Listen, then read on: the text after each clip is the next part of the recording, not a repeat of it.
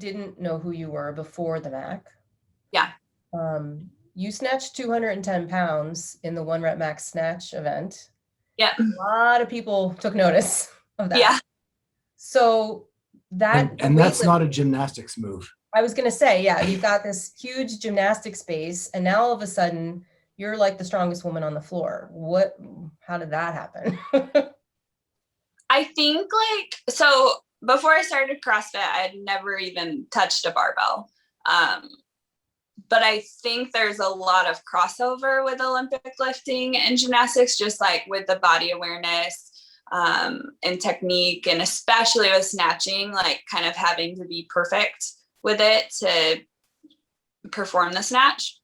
So I took a liking to Olympic lifting and especially snatching right away when I started CrossFit. And I don't know, like I have worked really hard on my strength, but it has been something that has come easier to me for sure. I wouldn't say that it happened by accident, snatching 210 pounds. Like I've worked really hard, but yeah. And was that a PR for you, or did you match a PR? So it was a competition PR and then a match PR for just in training, but I've only hit that one time in 2018. I've hit 200 and 205, like I don't even know how many times, but then for some reason, when I go up to 210 in training, I've missed it a million times. So that was a big confidence booster too, to just hit 210 again for the first time in 3 years. So I have a weird question about that event. Okay. You actually got in Tia's head during that event. And that is very rare. You don't see that happen very much in competition with her. She looked down, saw what you put on the bar, and changed what she had on the bar. Yeah. How does that make you feel as a competitor when you actually make another competitor get outside their game? We talked about it afterwards. And she kind of said like, man, I should have just stayed at 210. But I just told her like, I'm just so competitive and I've been an athlete in my whole life. And so like, even though she missed it, like she went for it, you know, and to me, that's exciting to just see that competitive nature. So it was cool. I don't want to be like, oh, it was cool that I frazzled her, you know, but like, I thought it was cool to see that competitive nature come out in her and just be like, I'm going to go for it, you know? So the whole event was just really neat, I thought. And like going into it, I kind of thought, you know, because they did it by seeding who went first. So I had to go first and then they could see what I snatched and then adjust their weight. So technically I was in the worst or the not as favorable position, but then it was kind of funny to watch how it played out of like, oh, I'm going to do more now because she just did this. So it was almost an advantage in a way, you know? Yeah.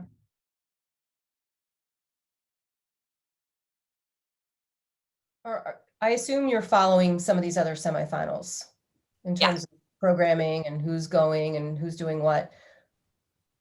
We're gonna do a segment in a couple weeks, probably with Morning Chalk Up, to talk about the fairness of the programming across the board in terms of, you know, online people are doing all the same thing and they're at home versus, you know, different events favoring different kinds of athletes. Sort of, do you have some thoughts on that without being like super critical? And yeah, I honestly was surprised that they didn't run it the way that regionals was in the past, where the programming was all the same. To me, that seems like the most fair way to do it, especially when you're running into situations like with Tia, where she couldn't travel back to Australia.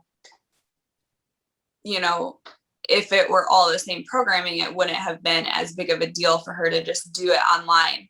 You know, right. Other people in that same kind of situation, like, you can just do that same programming online, you know?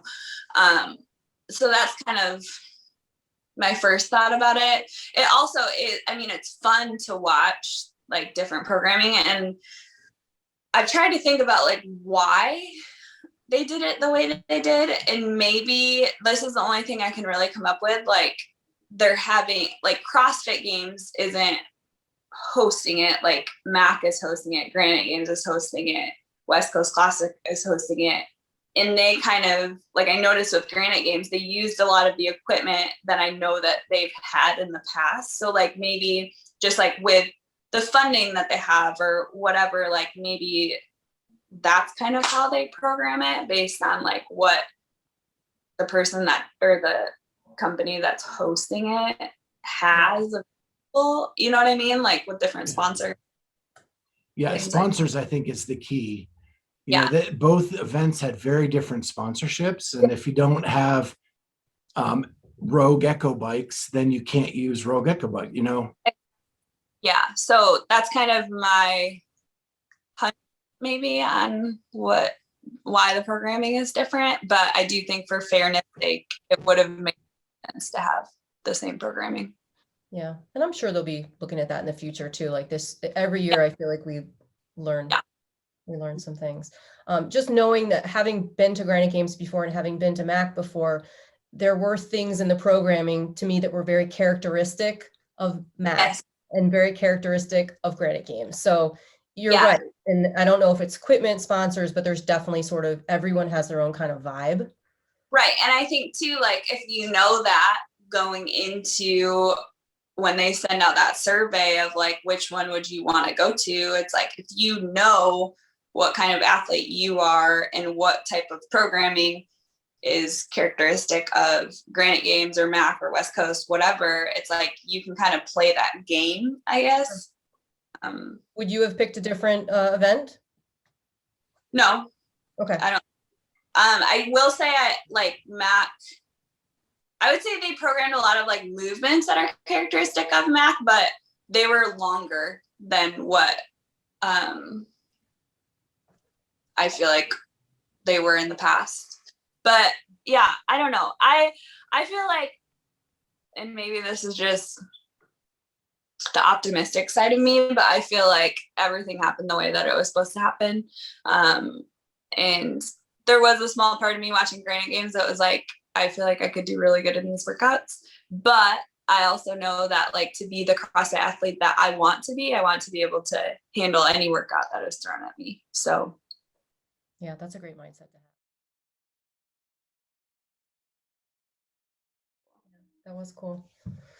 Okay, so you make 6th place mhm. at MACC, last chance qualifier. What do you know about the last chance qualifier as someone who's actually going to do it? Yeah.